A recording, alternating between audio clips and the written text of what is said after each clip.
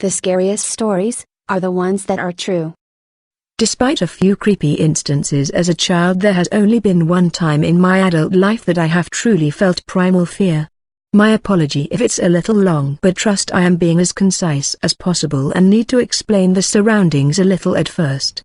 I live in a village in the middle of a very rural area of England.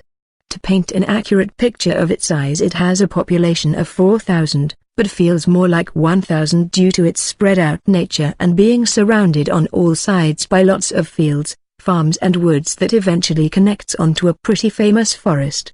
It's kinda in the middle of nowhere, and because of this has notoriously bad phone and internet connections. Having lived here all my life, I know the place like the back of my hand. I know where all the public footpaths through the woods, fields are, where they connect, which are shortcuts where to cross deep streams and things like that. I have gone on walks in this area throughout my childhood with parents and alone as an adult. Nothing bad had happened. I felt safe here. This story takes place last summer in July after I moved back home from university, had yet to get a job and smoked a lot of weed.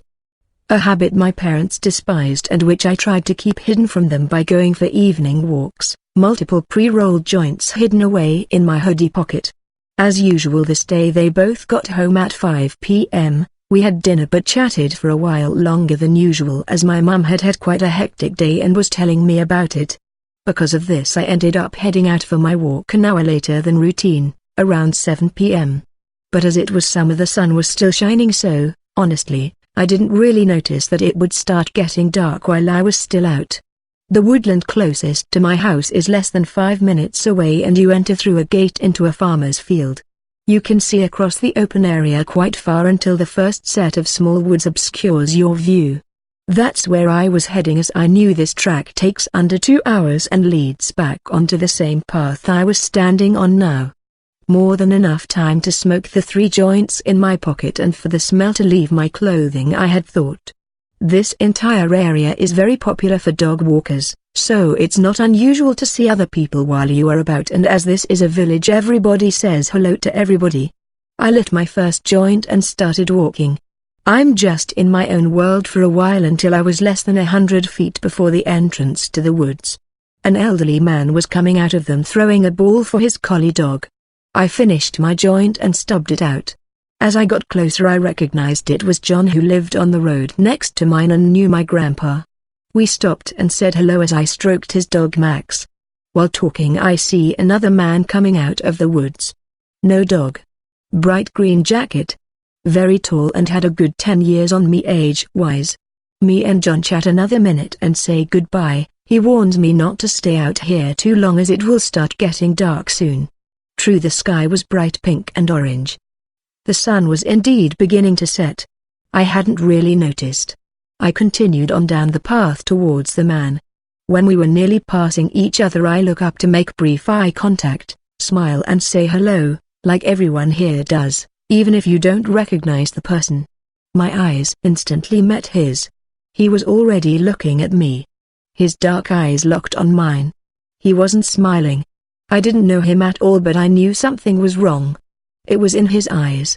I swallowed my politeness and looked at the ground as we passed. I had lived in my uni city the past couple years, so I knew a red flag when I saw one, and my country bumpkin manners evaporated. I quickened my pace a little and before entering the woods slyly looked back. The guy was still walking in the same direction following John.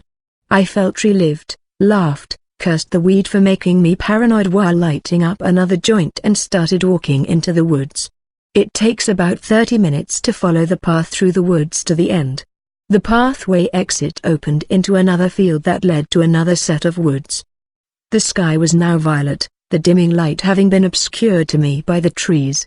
I was already smoking my last joint and was near the entrance to the second set of woods when I felt it. Fear. Complete, crippling, absolute fear worked its way like electric through every layer of flesh. I'd never felt anything like it before or since, but I knew what it was. I whipped around.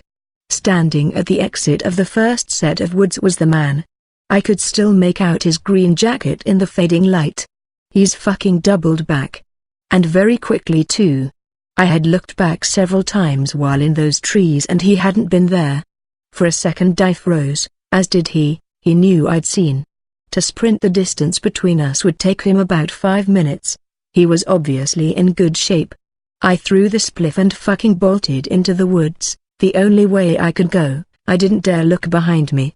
I sprinted for a couple minutes before taking a sharp left turn off the path into the trees, hoping to throw him off a bit, but I couldn't see a fucking thing. The light was already darkening and the trees made it 100 times worse, especially as I was now in the thick of them. Their branches catching on my clothes like fingers, whipping and scratching my bare legs so bad I bled. I ran and ran, my lungs protesting in pain, hating me for smoking so much, while my heart was throwing itself against my ribcage trying to escape. I couldn't anymore. I threw myself on the ground behind a particularly thick trunk. My back against it, knees to my chest, hand thrown over my mouth to stifle my labored breathing, desperately trying to pump air into my lungs for the next sprint. I listened for the first time. A few seconds pass silently. Then I hear him. Heavy footfalls snapping twigs behind me and about 20 feet to my left. I dare not look in case he sees me. I have my phone, but know I have little chance of signal being where I was. And knew he'd either hear me talking or see the light from the display. I'm not ashamed to say at this point I start to cry.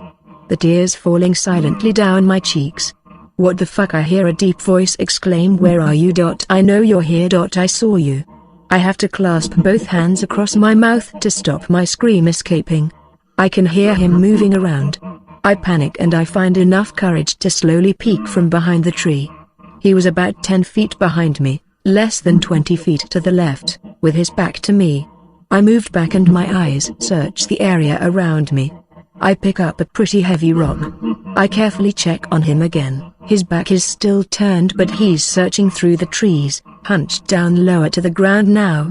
I make a snap decision and with everything I had left I threw the rock behind me and to the right. It clattered through the branches of the trees and made one hell of a noise.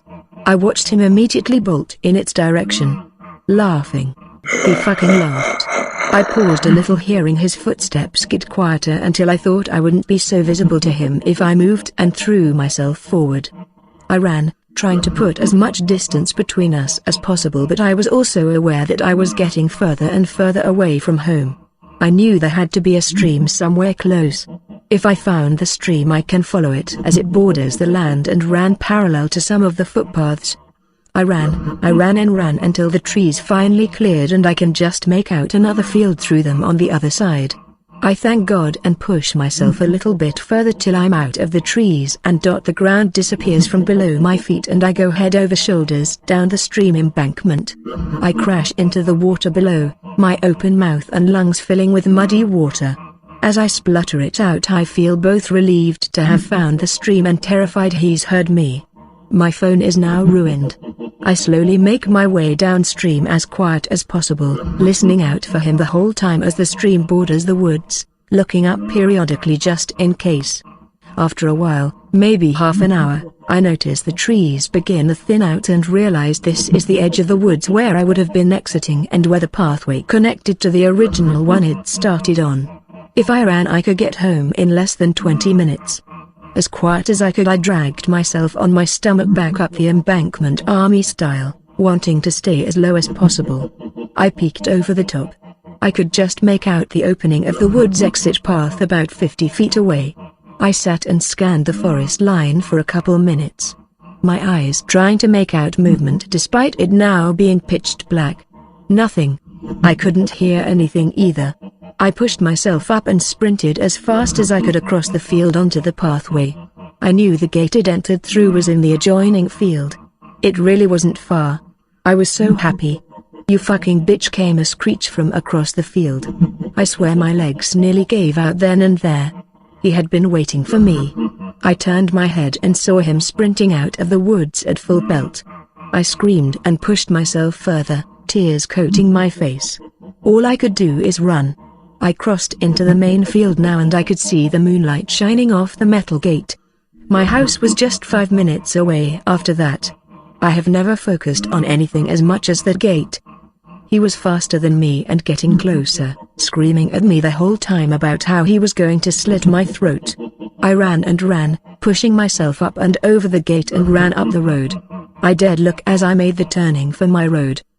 He was still fucking following me. I raced up my driveway and threw myself through the door, running into the living room crying and screaming hysterically, pointing behind me towards the door. My dad ran outside while my mum grabbed a hold of me as I collapsed shaking. As it turns out, my parents had already called the police. As I said, I was going out for an hour or so at 7 and it was now past 12 a.m. and I hadn't answered when they had called my now broke phone, very unlike me. We called the police again to explain. They came and I gave a full statement. Both my parents and the police were horrified. Nothing like this happens here. There hasn't been a reported rape or murder in the last 100 years. But one look at me and it was obvious I was telling the truth. I was covered head to toes in cuts and bruises, soaking wet and covered in mud and blood. I won't go into how this experience changed me, it's depressing, but I will say the thing that scares me the most is that they never even had a suspect. Despite him following me so closely, he was gone by the time my dad ran outside. That guy is still out there. And who knows what he is really capable of.